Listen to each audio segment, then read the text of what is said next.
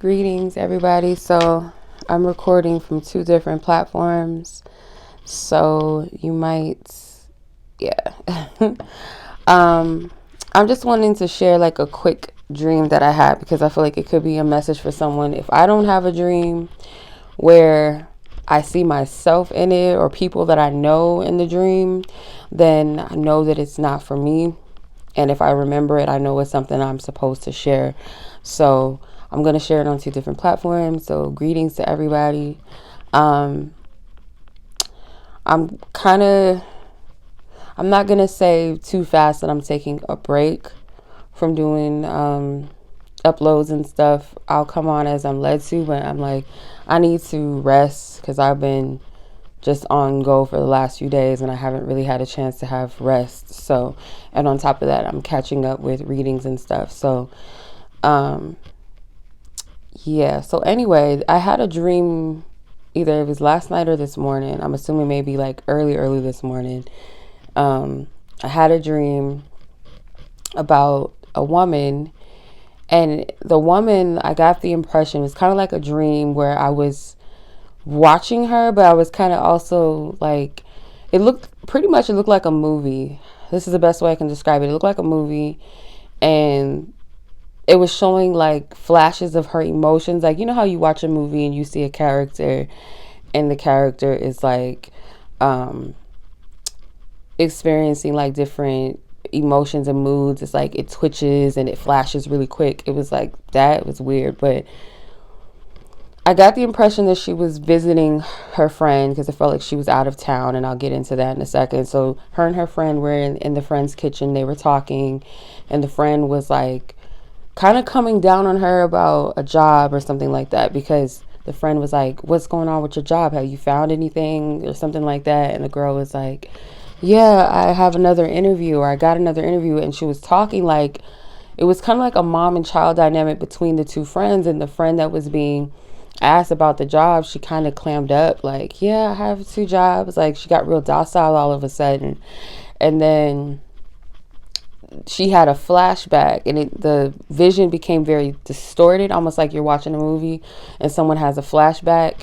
So it was like a distortion, and then her skin was like, it became discolored. It was like a clear distinction between like a darker skin and a lighter skin. It was like the skin condition, but it was like it was a deep contrast real quick, and it wasn't there before. So spirit was trying to give me the distinction, because it doesn't necessarily, it could resonate for someone that may have that, but I'm not getting that. I feel like because dreams are symbolic, so what I was picking up, it was saying distinctively that this person was biracial, so that might be significant to someone. And the mother was white. At first, the mother's face was very distorted, and it was kind of like evil because she was yelling at the girl in the dream. And then it showed her face, and the mother was yelling at her in the kitchen, right? So it could have been about anything. It could have been about chores. It could have been anything. And the friend triggered that traumatic experience with her mother, or maybe multiple experiences like that with her mother, but it triggered her nonetheless. And the friend, it went back to them talking in the kitchen, and the girl that was being asked about the job, she was showing her phone to her friend like, I'm sick of Austin, I'm tired of Austin.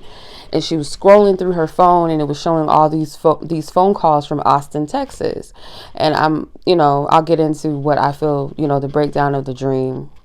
And so the dream switched to her like flashes of her. She looked sad. She looked like she was in despair. She looked very depressed. And then it switched to her watching TV on the couch. She was like eating and watching TV, like she was relaxing, like she was laughing and stuff. But it zoomed in on her eyes, and her eyes looked very sad, almost like watery, like she wanted to cry. So she was really depressed. Fast forward, the next part of the dream, it shows an airport. And I'm watching again, almost like I'm watching TMZ or something, but in the 90s. It's weird. Like, not like I'm watching. It's almost like I was there. And it was paparazzi taking pictures of, it was Cindy Crawford getting off the plane. And she was dressed like she was going to like an outing, you know, where paparazzi be, not someone that just got off a plane. So she was dressed up and she knew she was being filmed, and she was walking with Dennis Rodman, and Dennis Rodman also was dressed in like fashion looks and stuff like that. Then the next person to get off and walk through the airport was Tyra Banks, and she was like strutting down the runway, and I'm like, okay, this is all weird. Like, this is some weird stuff. So long story short, I feel that whoever this is for, and the girl, let me describe the girl. So beyond the discoloration or whatever, in her skin, that part, like just before that flashback, she was very thin. Like, she was thin, she was kind of short, like not an average height for a woman. She might have been under, or at least maybe 5 feet, maybe five, at the most, maybe 5'3". She looked small and petite, and she had short curly hair, like coily hair, maybe like 3C, for those of you that know what I'm talking about. If not, it's just like a corkscrew color, but maybe, I mean, corkscrew curl, but it was a little wider in curl, wasn't that tight, but it like, not Shirley Temples. I'm trying my best to describe the hair texture, but anyway. And that could be for someone specific, but this message can still resonate for some of you. So I'm getting like someone maybe, you know, looking for a job, but really not having any luck, but that's not really what you want to do in life. You're tired of where you're at. So you could literally be from Austin, Texas. You could be from Texas. You could be from somewhere that you're tired of where you're at, and you want a shift. You want to change in your life. And for some of you guys do come from a home where you had, you know, traumatic experiences with your mother, or some type of mother figure, someone that raised you as a mother. And this person really causes a lot of stress even to this day. Some of you guys might deal with, you know, some post-traumatic disorder, unfortunately, because of that living experience with a mother figure, or your actual mother. So another thing is, you guys may want to get into fashion. You may want to be into modeling, because there were 2 supermodels in the dream. Tyra Banks and Cindy Crawford were in the dream. I know Dennis Rodman is an athlete, but I was getting more of the fashion aspect of him.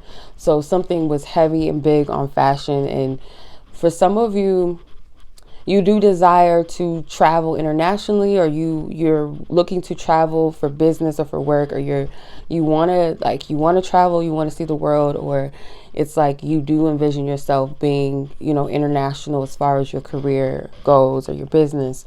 So you're kind of just doing what you got to do to survive, but that's not really what you want. Some of you guys may feel a bit ashamed of yourself. So I don't know what the silver lining is in the message, other than to let you know that obviously God understands your position and what you're going through. Otherwise, it wouldn't have been mentioned through another vessel to you. You know what I'm saying? Like, for you to sit and hear the message, it has to be something that was meant to be heard for whoever it's meant for, and not to be discouraged nor despaired, because it's not the end. And that's kind of what I felt from the girl. Was like, she was kind of just like in this place of despair, where she really felt like maybe this is just it. And that's not true. That's not the case at all.